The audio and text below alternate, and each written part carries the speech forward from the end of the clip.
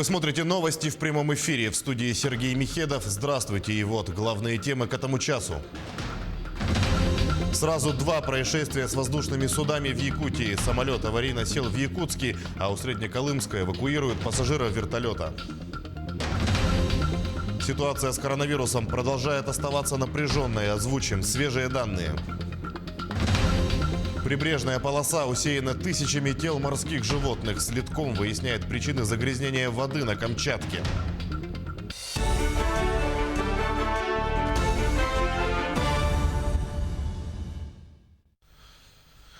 Около 8 часов утра сегодня в Центр управления полетами авиакомпании «Полярные авиалинии» поступило сообщение о том, что примерно в 60 километрах от города Среднеколымска совершил жесткую посадку вертолет Ми-2 с пассажирами на борту. Всего на борту находились 7 человек, в том числе один пилот. Из Среднеколымска на поиски и эвакуацию с места происшествия вылетел вертолет Ми-8 авиакомпании. Стоит отметить, что Ми-2 не принадлежит авиакомпании «Полярные авиалинии».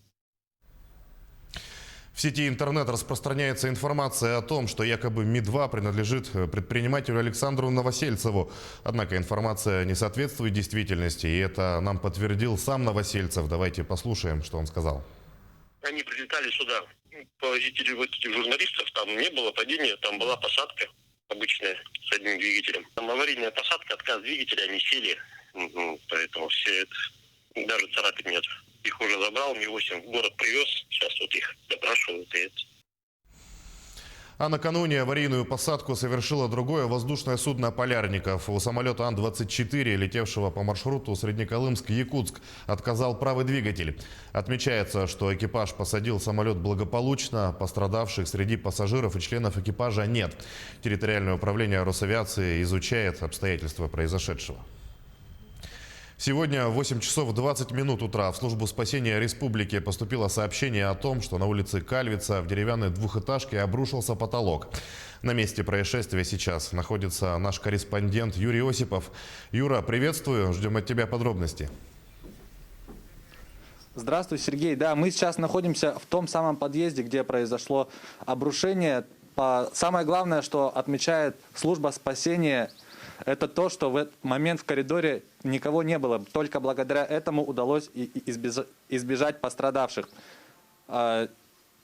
Грохот с утра был такой силы, что его было слышно и на первом этаже. Мы поговорили с соседом с нижнего этажа. Давайте послушаем, что он нам рассказал.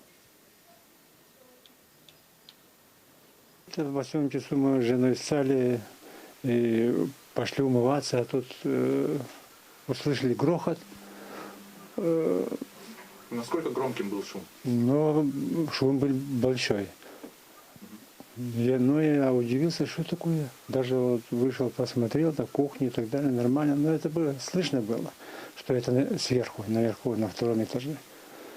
Вот тут люди подъехали. Дом старый, ветхий. Я даже не знаю, какого-то года выпуска, наверное, 40-х, 50-х годов. Деревянные постройки. Хорошо. Да, на месте отработали служба спасения, пожарные, МВД и администрация города. А прямо сейчас сюда подошла хозяйка квартиры Нургуяна Павлова. Давайте узнаем, что же произошло этим утром. Нургуяна, здравствуйте, расскажите, что произошло утром. Вообще, я проснулась от тресков потолка. В 6 утра это произошло, получается, в 6 утра начались эти трески, потом началось все сыпаться, потом уже спустя где-то вот 2,5-2,5 часа вот это все вот просто резко обрушилось. Я проснулась, встала, посмотрела, там уже была такая маленькая щель. И я смотрю и думаю, вот сейчас она упадет. И уже видела, что потолок уже обваливался, и он упал. То есть пострадавших не было, мы как раз все спали. Было утро, поэтому воскресенье, поэтому, слава богу, никто не пострадал. Дети у нас были в другой вообще комнате.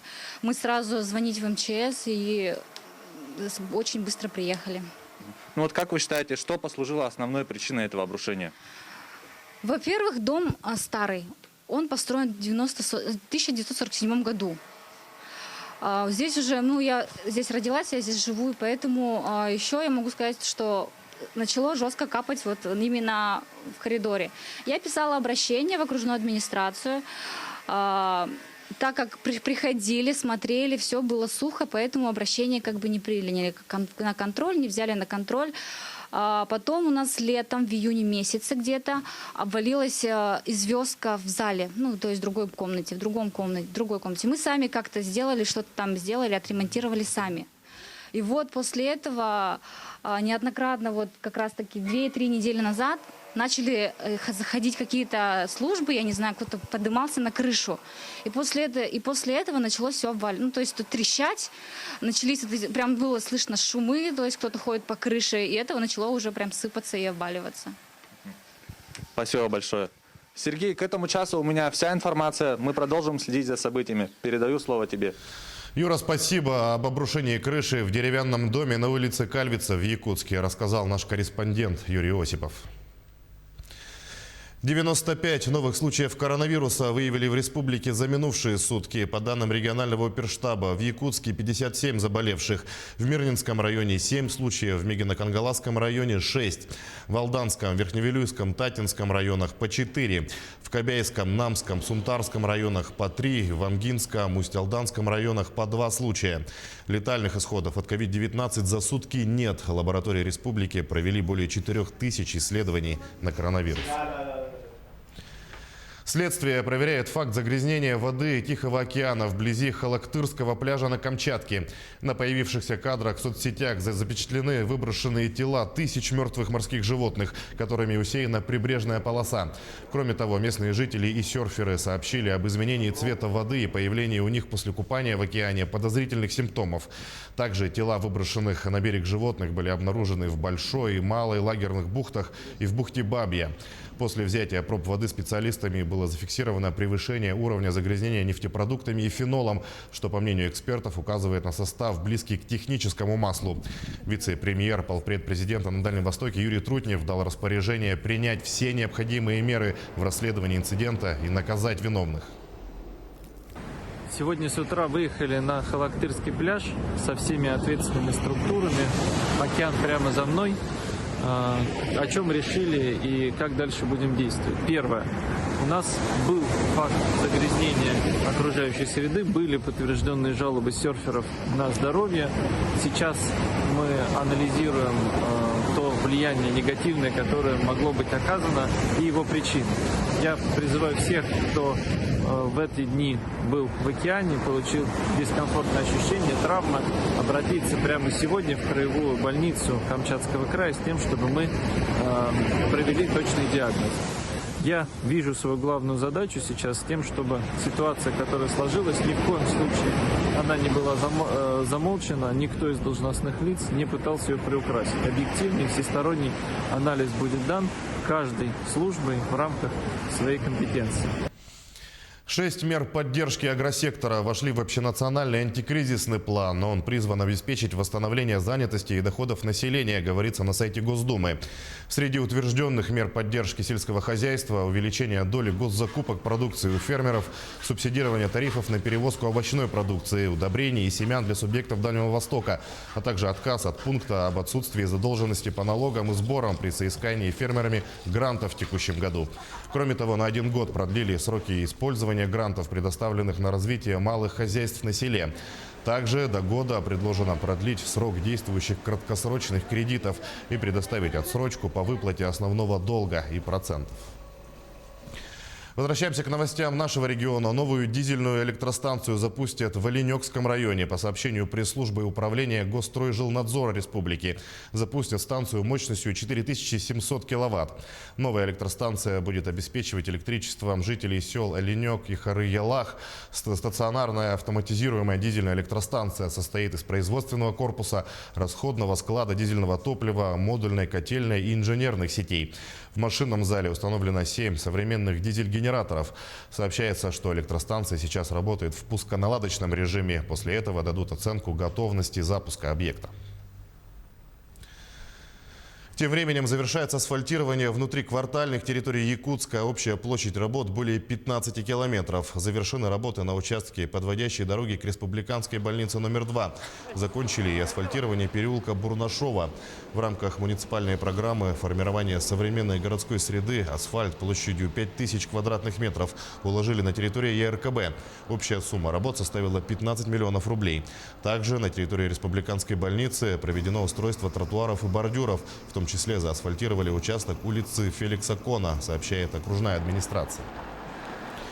День гражданской обороны отмечают сегодня. Праздник учредили 4 октября 1932 года, когда, согласно постановлению правительства, была создана система местной противовоздушной обороны Советского Союза. В 1961 году ведомство преобразовали в войска гражданской обороны. За годы деятельности были разработаны основы защиты населения, а после крупной катастрофы на Чернобыльской АЭС в задачи гражданской обороны вошла борьба с техногенными и природными катастрофами. С профессиональным праздником сотрудников гражданской обороны поздравил глава Якутии Эдсен Николаев. В последние годы сформирован новый облик оборонной системы, главной задачей которой стала не только защита от опасностей военного времени, но и от рисков повседневной жизни.